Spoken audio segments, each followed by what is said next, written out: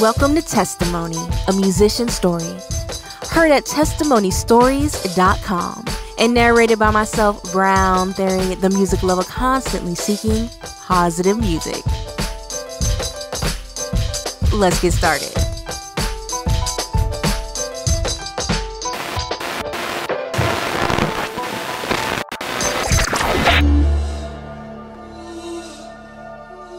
So you ask yourself, what is a tragic hero? Can I show you? You're welcome to see.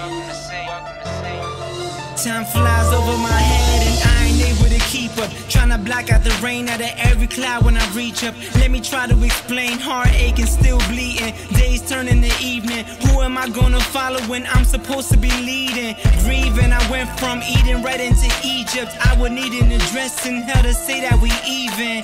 The time's hard as cement that's missing my handprint. The wolf inside me is tearing away my lambskin. Glancing, bloodshot eyes, who in the mirror? I became into something that I was never aware of. I'm out of town with the devil on the blind date. What you mean I'll be dead by the time that you can find me?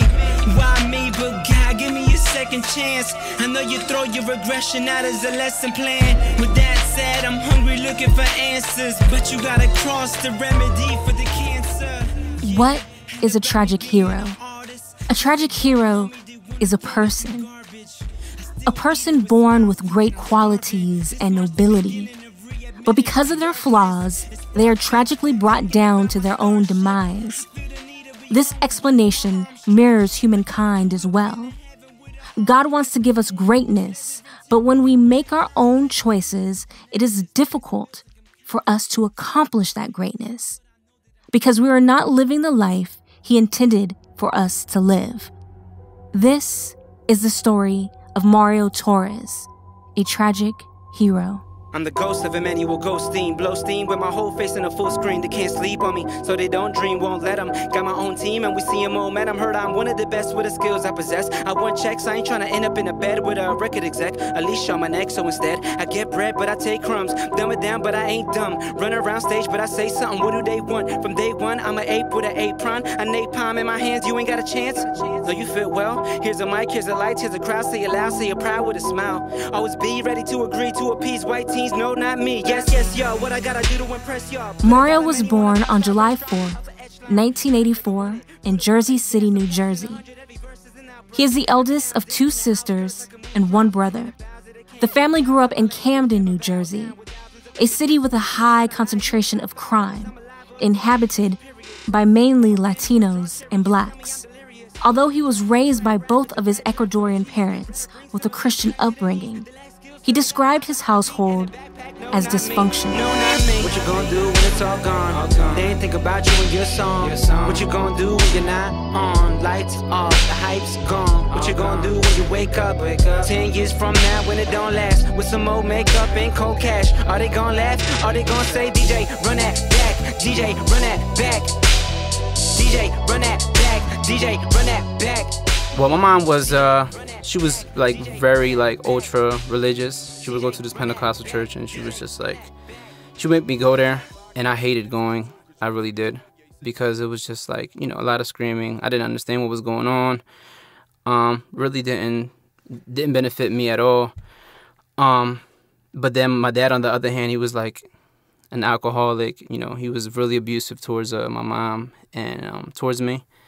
So it was like really, really hard growing up with my pops like that. She converted to Christianity when she was like, I think when she just had me, from what she told me. And I don't think my dad, I think my dad was like, you know, I guess he wasn't really into it, or I don't think he was saved at the time, to be honest with you. That's what it was. I think it was just something that he did out of just like, okay, this is a tradition, but not.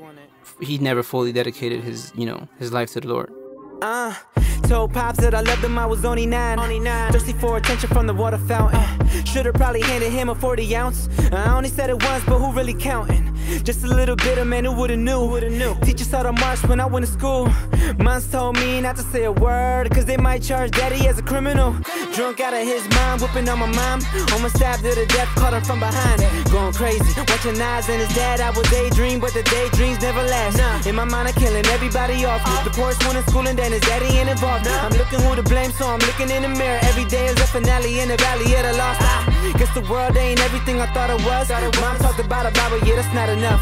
14, 15, doing what I want when I wanna do it better. Moving if I'm moving up. Cold world, I'm just proving myself. Won't learn from anybody, I could do it myself. Got a car, job, money, I don't need no help. I always seem to get a crowd as soon as I fail. I know you gon' reach every dream.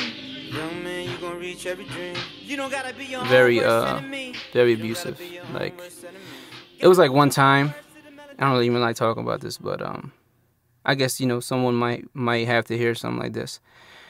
It was one time that like I caught my dad. He was upset about something, and I guess I walked in at a bad time, and they were arguing, and my dad just he went from 0 to 1,000, and he grabbed the knife from the kitchen, and he just started coming towards my mom, and I was like, and I don't know how old I was. I don't know, probably like 10 or something, or 11. And I was scared out of my mind, but I didn't want to let that go down. So what I did is I ran towards him, and, I grabbed him from the back, and I had him in a chokehold, and I slammed him on the ground, and then he just beat the living life out of me after that. Like what you're hearing so far? Check us out at testimonystories.com. That's testimonystories with an S.com. Where you can hear content for you and about you. Everyone has a testimony. Everyone has a testimony. And we want to hear yours. Tell us how God has transformed your life. Each month, we will select a person to highlight and interview. Find out more at testimonystories.com. Testimony. A musician's story. Testimony, where Christian hip-hop artists give you an exclusive look into their lives and their music. Take a journey into the minds of today's top Christian hip-hop artists as they open up and share about their past, their faith, and their music in ways you've never heard before. Put on your favorite pair of headphones or turn the stereo volume up and listen. A musician's story. Nowhere to hide. I'm in a war. It's out of sight. Yeah, you wanna run. Thought I was your son. If you wanted me, I'll be your number one. Number one. Number one. Number one. I'll be your number one. Cause if I wanna run, he'd be my number one. Number one. Should be my number one. Yo, this is Tragic Hero. You are now listening to Testimony and Musician Story. It's funny. They say you gotta dig deep for the healing. But after you find it, like, where do you go? Nowhere to hide. I'm in a war. It's out of sight. Yeah, you wanna run. Thought I was your son. If you wanted me, I'll be your number one. Because of the age difference between he and his siblings, Mario was the only child subjected to that abuse. Things have changed, and Mario and his father have a better relationship now. However, growing up in an abusive household, some of that pain carried over to his social life. Growing up, like, I guess I had a lot of, like, anger and resentment. I got to a lot of fights. I got a couple fist fights with my dad after that incident happened.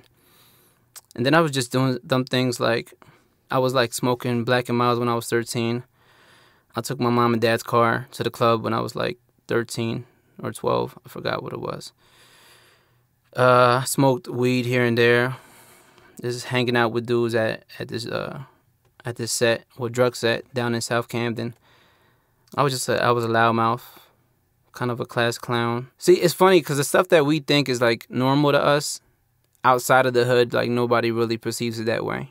They're just like, oh wow, they really abnormal. They're really dysfunctional. But for us, it's like we don't know anything. We don't know any better, you know.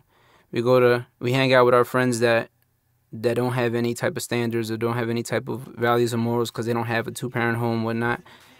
And we just all do the same thing, you know, whether it's drinking and smoking blacks or, you know, puffing weed or whatever it is. So I'm rewinding in my brain. Things were kind of different. You show up to all of my games. You were the arrows in my final direction. Love will be the receipt you received. You paid me attention and I was making you laugh. Held me tight when I cried. Tucked me inside of bed. Beat me when I was lied. Father, I want to be one that I never had. I would have grown to be bitter to feel the pain that I have. These are memories we never made.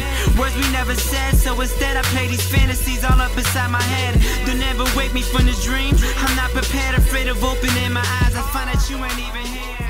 After high school, Mario attended community college for a short time. But because he got kicked out of his house, he could no longer afford school and dropped out. He lived in a basement with very little amenities. When he was about 18, there were a couple different incidents that pushed him to inquire to learn more about the God he heard about at his mom's Pentecostal church. And this is what I want to sing. And if you find yourself all alone, I'll be around. Yeah. And if you find yourself all alone, I'll be around. I'll be around.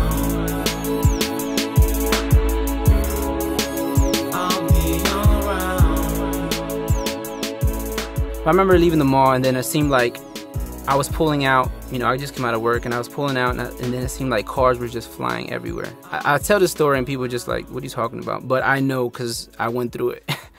It seemed like cars were flying everywhere. Like, I was at a stop sign, and I would see a car, then all of a sudden there was a car coming out in front of me. Every other second, it was like a car about to hit me, and I was just like, what is going on? And I was just like, it's hard to explain because it was really unnatural. And I was scared at the moment. But when I got to the light, I was like kind of freaking out. And then I looked over next to me, and there goes this lady in the car frantically like waving her arms, trying to get my attention. And I'm just like, okay. I turn over slowly, and she's like, you know, telling me to put my window down. So I put my window down, and she says to me, and she's real like, like, you know, frantic. She's like, listen, I gotta tell you this. She's like, I just saw angels protecting you. And I looked at her, and I was like, what? And then she drove away. And at that point, like, I get goosebumps even just think about the story, but I don't know what's happening. And I know in my heart, I know that God was real, you know, in my heart, even though I didn't like the religious aspect of my mom's church, there was still a fear of God in me, you know? And so she drove away, and by the next light, I was kind of freaking out, and I didn't know what was happening. And I started kind of, you know, tearing up and just trying to figure out, like, what is happening, and is God trying to speak to me, which I knew he was. And right at that next light, I saw an older, like, family friend. His name was Lewis, and he was at the light. And what he did is he waved me down, and I'm like, okay, one thing after the other. And he looked at me. He can obviously tell something wrong. He's like, you okay? He's like, follow me to my house. I was like, okay. So I followed him to his house, and he prayed for me. And nothing really happened that day. And it probably, the change didn't really take place till like a year later. And Lewis was one of those guys. He was like a family friend. He was a firm believer. He loved me like a little brother. He would pick me up from my house. He would take me to church. He would feed me afterwards. You know, he taught me how to drive and all this stuff. He would give me good advice. I mean, I really love him for that. And that's why it meant a lot for him to be next to me at that moment, you know. And I really love him for that. And he'll never know what that means, but, you know, it was big for me. Yeah, it was probably like a year later. I got into a really bad accident. Literally, like, as soon as we pulled out, like the next block up. And I saw a car coming with the flashlight, with the headlights, and I was just like, God has already given me a chance. I'm dying. And, you know, luckily, nothing happened to me. I was just stubborn. And that week before that even happened, I had a high school friend. His name was Joel.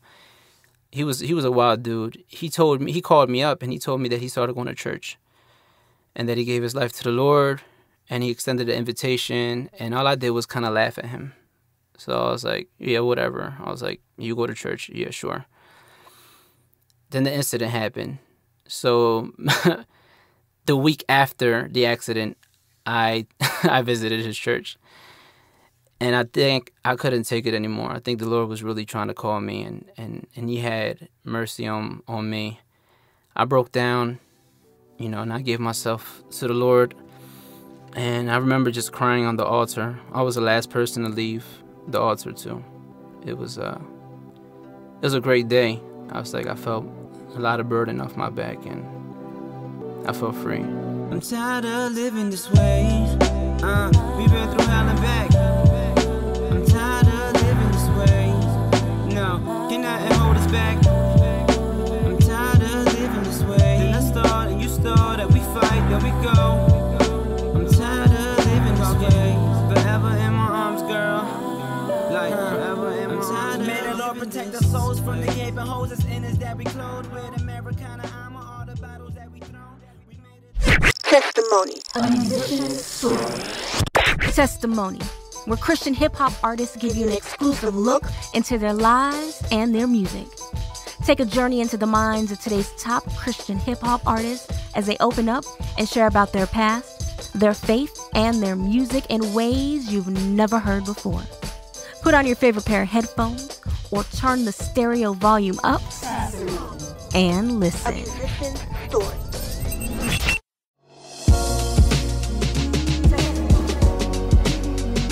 Connect with Testimony, a musician story through social media.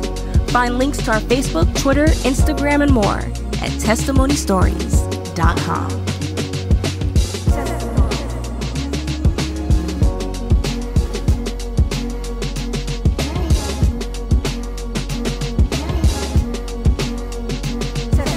A musician's story. Now back to Tragic Hero's Testimony and Musician Story. I'm tired of living this way. It was at that church that he ran into an old high school classmate. Mario fell in love with her and her son. Although he had given his life to Christ, fallen in love, and felt like a burden had been lifted off his back, he was about to encounter some trying times. Like forever in my arms. May the Lord protect our souls from the gaping holes that's in us that we clothed with Americana armor. All the battles that we thrown, we made it all alone. So we honored on the low, and our smiles are accolades we put up when we on the road. We went from scraping out the bottom of a trash bag. Now you riding in the hood inside a blackjack. Feel like you falling out of love. Break my heart into pieces, sweep it under the rug. You got me crying out to Jesus. Lately I've been feeling like you love another. Can I blame you? I bought a bunch of clothes though for you. Now can I change you? We looked into each other's eyes. I can't deny it. And take a shot or two to keep this grown man for Christ. So here's one for love, another one for hatred. Wishing all the kisses to my lips were just resuscitation. Is it death or just a nap? A blessing that just passed. I don't know. I asked the bottom of this glass. I never finished college. Started talking, got engaged, got married, and she moved into my basement. But a couple of months later after that, I actually got a good job and I was able to move out of there. And that was all God. But then when I got to the job, it took most of my time. And I started tripping, stopped going to church. And I just started getting into some old habits. I dropped the rapping. It might have been like 2 or 3 years.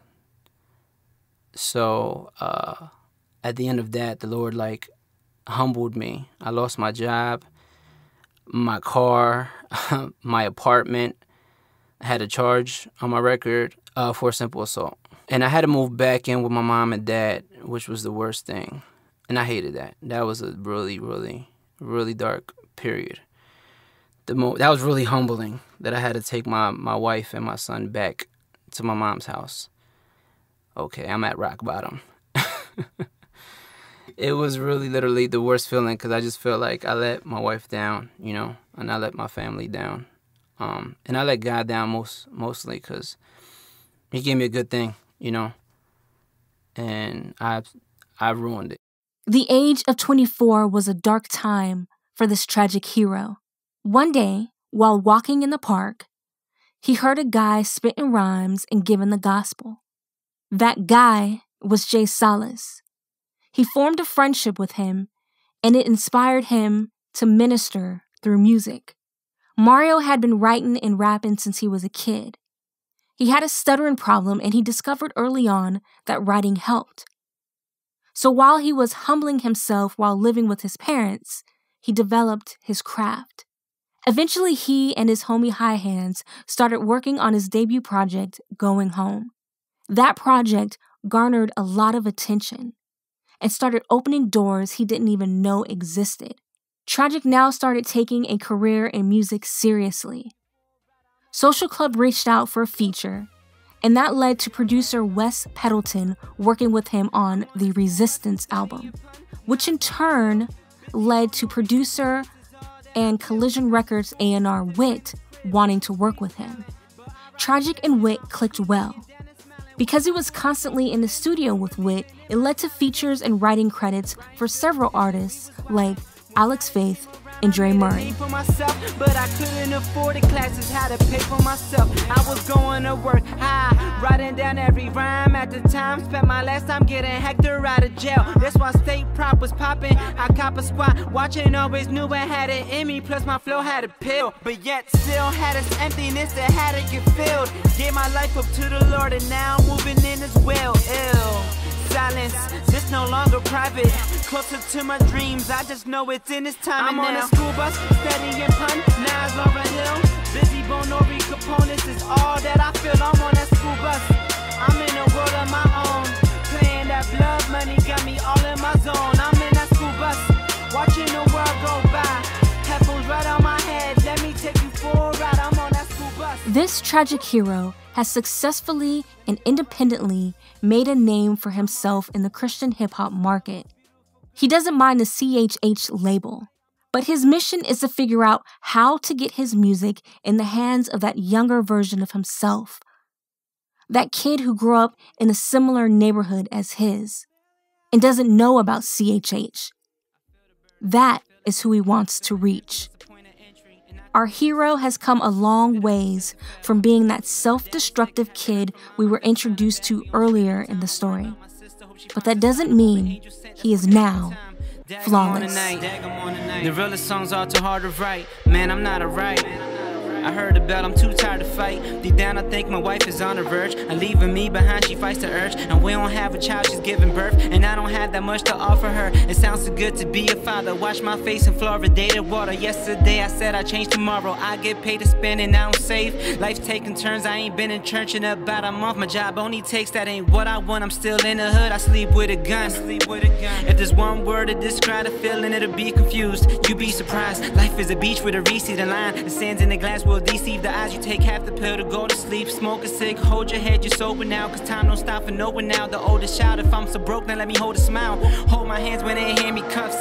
Hold my hands when they hand me cufflinks. I'm not sure if I got a crush or the rush that you get from lusting. I'm insecure. Left dirty, but I enter pure. Hope the interviewers ignore my sin, I intend to cure. The words and feelings have intercourse. Did I cross the line? Or did I cross your mind? And it seems I want to go back to that tree for seconds. That there's a loss of time. I want to swim with no gills, sleep with no pills. The bleeding don't kill. Breathe and hold still and stop.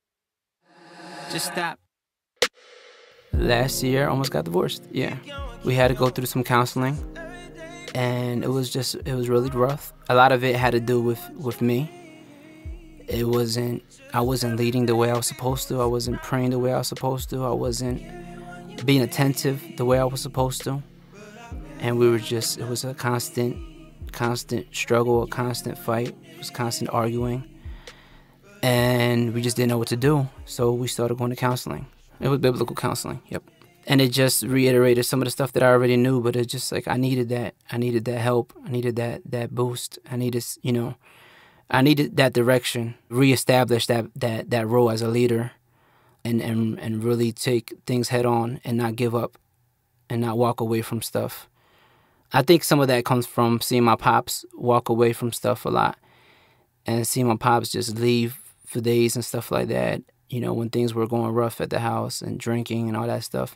I wasn't doing all that, but it was just like, I don't know, I got fed up, you know, and I just didn't really confront things, and I was just letting things go instead of being a real leader. Everybody's painting this like perfect picture of themselves and their families and we're like politicians. Everyone's just like taking the right photo ops and making sure that there's enough Jesus and stuff like that. But, you know, everyone acts like they won't do anything wrong. I remember when Peter said he wouldn't deny Jesus, right? And he said that with the utmost confidence. But what did he do afterwards, you know? And it's just like, why aren't we honest about ourselves? Why aren't we honest about our situations? And I think a lot of times that's why people don't feel like they can open up with us. Like if I tell a cat like, yeah, I did this, that, and the other, then that person's like, well, he'll feel more comfortable, you know what I mean? And saying, okay, well, let me share my story with you. Or I feel like we always close ourselves up to people because we're always trying to paint this picture like, oh, yeah, I got Jesus. Well, I'm good now. I am straight. I got it all together. I can't tell you how many the situations that I know of with believers that are just, these believers are in really, really bad positions, you know? And it's not because, oh, they don't have Jesus. No, it's just because bad choices, failure to pray, failure to trust in God, you know? So it's just part of our walk sometimes. But why not be able to talk about it? Why not be able to confess it with each other? Why not be able to walk with each other and help each other out? Why do we have to judge each other to the point that we can't even talk about things in the open? Everything has to be done in secret, you know? We're not perfect. We're broken human beings. We're in a sinful body, you know?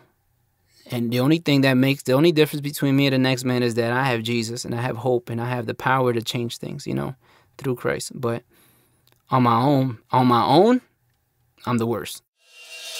Everyone has a testimony, and we want to hear yours. Tell us how God has transformed your life. Each month, we will select a person to highlight and interview. Find out more at testimonystories.com. Testimony. Download the podcast of Testimony, a Musician Story on iTunes. Find out how at testimonystories.com. A musician's story. Testimony. A musician's story. Testimony, where Christian hip-hop artists give you an exclusive look into their lives and their music. Take a journey into the minds of today's top Christian hip-hop artists as they open up and share about their past, their faith, and their music in ways you've never heard before. Put on your favorite pair of headphones or turn the stereo volume up and listen. A musician's story. Throughout his latest project, Tragic Hero continues to be transparent while confessing his struggles through his music. The album is appropriately titled My Own Worst Enemy. You left me starving, I'm chasing for stars in my name. My jealous heart has been starving, but I'm left to blame. Because throughout my life, I am my own worst enemy. Whether it be doubt, hatred, anger, bitterness, resentment, failure, it's all come from me. Like, I don't look at anybody else. You know, I know that darkness is inside, you know, and that's what sets me back.